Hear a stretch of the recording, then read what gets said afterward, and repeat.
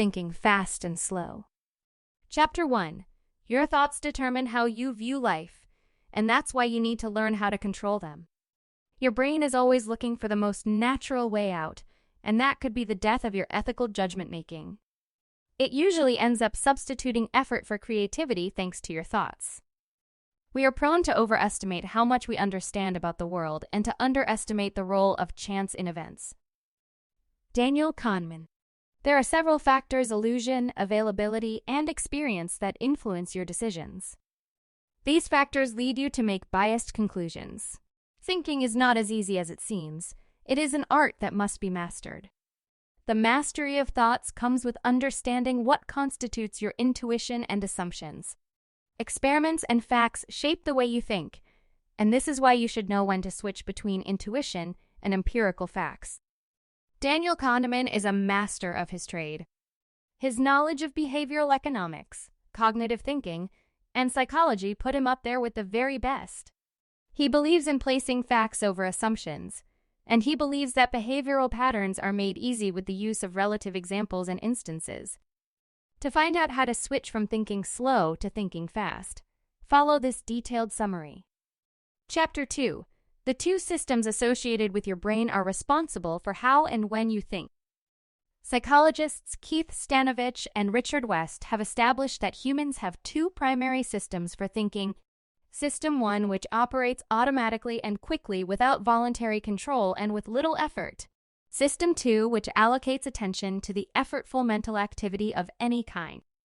Humans avoid an overload of information in their brain by consciously or subconsciously breaking tasks into smaller steps. This is because we naturally prefer solutions that require minimum mental effort and strength. The moment a solution requires a lot of effort, the attention paid to it starts to decrease. In a bid to balance the functions of the human mind, one of the primary functions of System 2 is to control, monitor, and oversee suggestions and actions that come from System 1. However, this action doesn't rely much on facts. It is based on faith and intuition.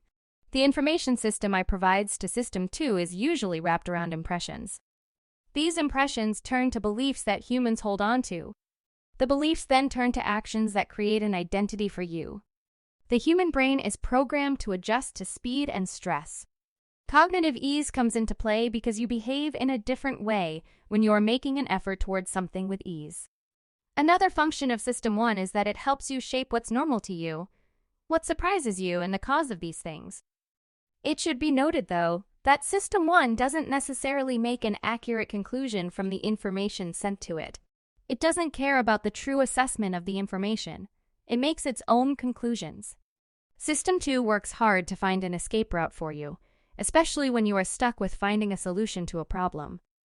When System 1 faces a tough problem that it can't find a solution for, it'll seek the help of System 2, calling it into action to find a way around the problem immediately. However, sometimes your brain deceives you, and itself, into believing that a task is simple. This happens because your brain wants to save as much energy as possible when executing a task. So, when System 1 feels it can handle a situation or problem, it won't activate or call for the help of System 2. These two systems work together to help you perform tasks and make decisions. Chapter 3. You are more likely to make judgments based on bias and intuition instead of facts and statistics. There's a tendency for you to jump to a conclusion about a scenario based on the sample provided. This logic applies to numbers too. You believe that samples that involve small numbers are drawn from a small population. The moment you are told that 5 million people work in the public sector in Bulgaria, you're inclined to believe that Bulgaria's population is small, just because of the sample. These are some of the things that shape how you view and evaluate your environment. The anchoring effect occurs when a particular value for an unknown quantity influences your estimate of that quantity.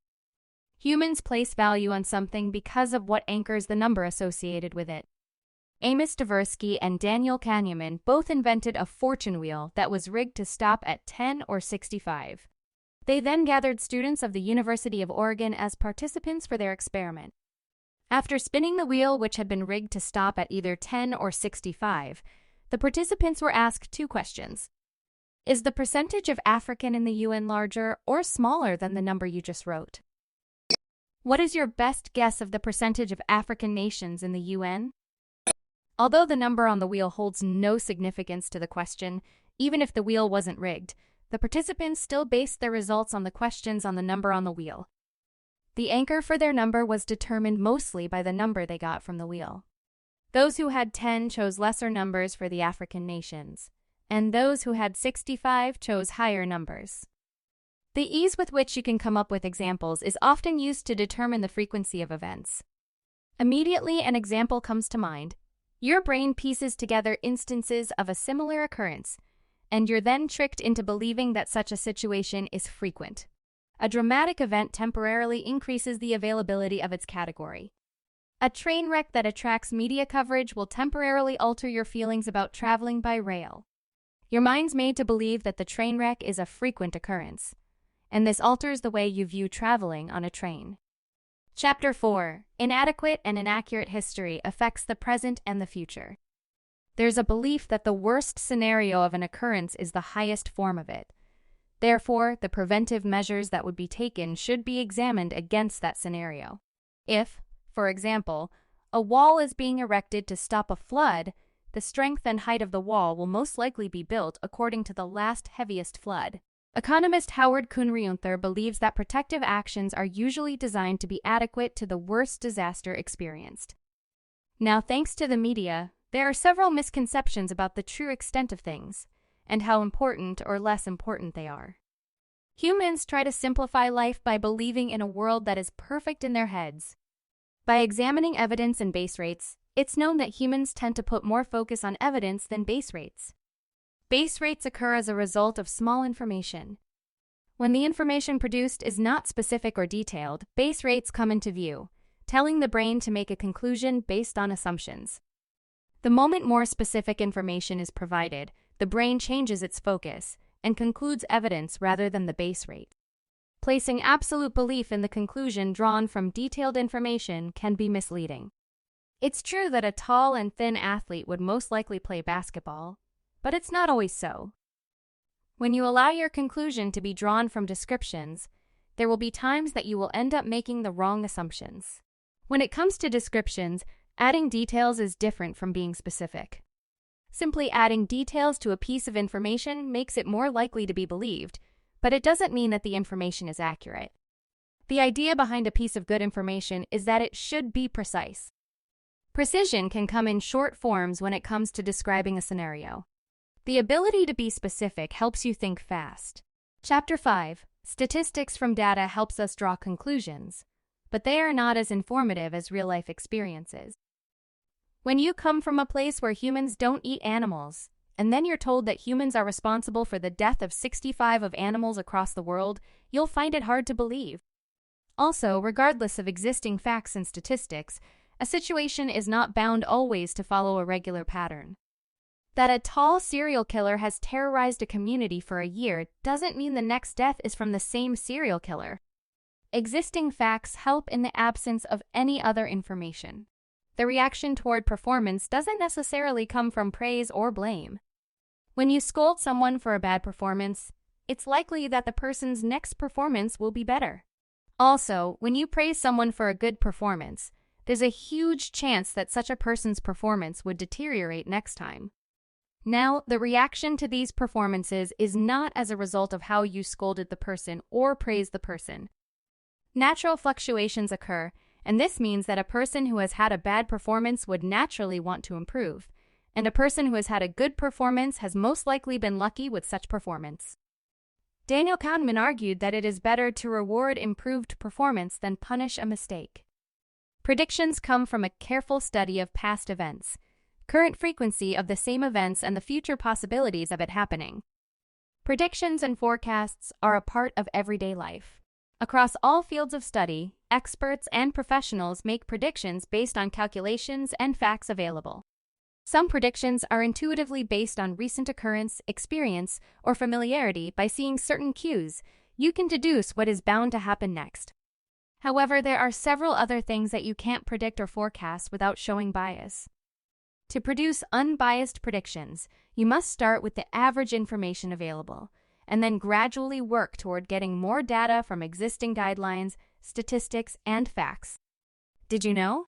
According to media statistics, 52% of Americans say they regularly encounter fake news online. Chapter 6. Illusions of understanding and availability deceive you into believing that you know more than you do. Correcting your intuitive predictions is the work of System 2. System 2 is responsible for the hard work, so it goes to collect information from what you have experienced and what you're experiencing. If not controlled, intuitive predictions can cause problems. It's not easy to stop, but you can resist its dominance by training yourself to identify it. By maintaining your vigilance against these predictions, you can control your thinking better. According to Nassim Taleb, an American scholar and essayist, humans continually fool themselves by constructing flimsy accounts of the past and believing they are true. He believes that the stories of the past shape the present and inevitably the future as well. The past should be seen as a learning experience, and the present should be used to determine the future. The illusion of understanding determines and influences the way people view and approach life. The gathered knowledge of things that have happened are rewritten to fit certain agendas. This illusion only talks about things that happened while overlooking those that didn't happen. These biased narratives have created the folks' notion in humans that as long as they are familiar with the past, they can shape and reshape the future. However, how best can a future be modeled when the knowledge about the past is biased and twisted to suit certain narratives? Nothing in life is as important as you think it is while you're thinking about it. Daniel Kahneman. Chapter 7. A successful event makes people believe that the steps leading up to the event must equally be successful. As much as you believe you know your past, most of the stories you've heard only talk about the event and neglect the preceding steps. Validation comes from belief most of the time. Even though there's little to no evidence, humans tend to validate what they believe in because of influence, pressure, and blind faith. When you're confident about something, it doesn't mean that it is right or true. It only means that since your System 1 has found it easy to process the information, it jumps to conclusions. What you see is all there is. WYSIATI is an approach employed by System A when it wants to do lazy work. The illusion of validation keeps human beings biased in judgment-making. Structured impressions that have a well-planned formula are better than intuition and assumptions. When you have a roadmap that buttresses your impressions, always take it over your intuition. Intuitions give you biased judgments while formulas give you a guideline towards approaching a task. In normal situations and conditions, it is okay to trust your basic intuition. The moment you change the environment, however, you should become more careful and rely on facts. Change of environment means you have to learn new things, and since your intuition is primarily based on stored information, it won't be advisable to rely on it. The best-case scenario is not the only scenario worth studying. Humans tend to plan, initiate, and execute projects based on facts and stories available from the best-case scenario. To successfully plan, a lot of conditions should be evaluated by taking into account similar cases that were successful or unsuccessful. Optimism as a defense mechanism against doubt is an art that needs to be mastered. Having disregard for doubt breeds confidence as well as overconfidence. The best thing to do is to moderate your optimism by employing the pre-mortem tactic. The pre-mortem tactic allows you to assume that a project has failed. By pretending the project has failed, your brain works continuously to discover reasons why the project failed. In doing so, you're exposed to probable faults and loopholes that you can fix. Chapter 8. The value you place on properties and happiness is determined by whether you own them or not. The value of something is determined by the current situation of the person who wants the thing. When you're rich, the things you can afford hold value to you. But when you're not, their value decreases because you can't afford them. The value you attach to whatever you own is greater when you see the same thing elsewhere because the things you own are worth more to you. In terms of taking a risk and examining loss, humans always look for the safest possible bet regardless of the probable outcome.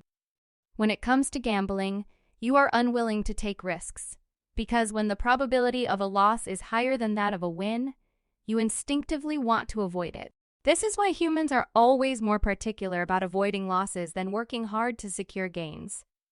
As long as there is a chance for a loss, the brain begins working towards avoiding it.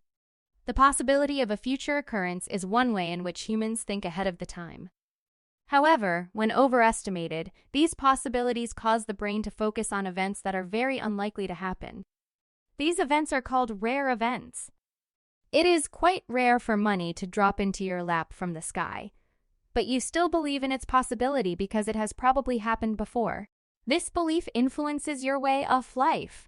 Adopting risk policies to guard you against loss is a brilliant thing to do, but it should not be exaggerated. See a decision as one of the numerous options available to you. Don't automatically dismiss an option because it contains loss. Since rewards and punishments mold your reaction and motivate your actions, you should pay attention to it often. Chapter 9. The human mind evaluates statements based on how they are framed and laid down.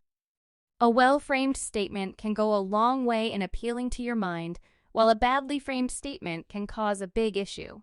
As it has been established, simple and sole evaluations of a situation are the work of System 1, while careful assessment and comparison is the work of System 2. There are two selves in humans. They are the experiencing self, the remembering self. These two selves work hand in hand to help you make decisions. The experiencing self helps you make decisions based on whether you like an experience or not, and the remembering self helps you make a decision based on your reaction toward it when you first encountered it. A lot of people don't pay attention to their experiencing self. They are more particular about the memories they've collected over time, and then base their judgments on it. Happiness is relative, and it has a wide range of definitions that can never be ignored. Human judgments are different, and so is the definition of happiness. The best way to live a good life is to understand that there's no limit to what can make you or anyone feel happy. Chapter 10. Conclusion. Your thoughts are a combination of many events that shape your life. When you control the way you think and how well you think, you'll find it easy to make better decisions. Understanding your two systems and training yourself to be able to control your thoughts gives you a better advantage. You can make better judgments about life and people. All you need to do is understand the way you think. Many people suffer from the inability to think well or understand their thoughts. Your thoughts heavily influence your actions, and if your thoughts are not right, there are many ways you can recalibrate your life. You can start by trying to be precise anytime you have to make a description. You can also decide to focus more on evidence rather than bias. This will open your mind to many other options, so you can make better choices. Intelligence is not only the ability to reason, it is also the ability to find relevant material in memory and to deploy attention when needed. Daniel Kahneman. Having clear thoughts creates more opportunities for you in your personal and work life. What gives successful people the edge over others is knowing how to switch between being a fast thinker and a slow thinker. You can become successful at many things once you know how to use your thoughts to influence your actions and your decisions. There's no magic recipe for success. You need maximum focus, determination, and the right mindset. And all of these are influenced by your thought process. Try this. Discover your thought process. Evaluate your judgments about people and see if you're making a good conclusion or not. If yes, maintain it. If no, focus on working on your bias by seeing beyond your intuition.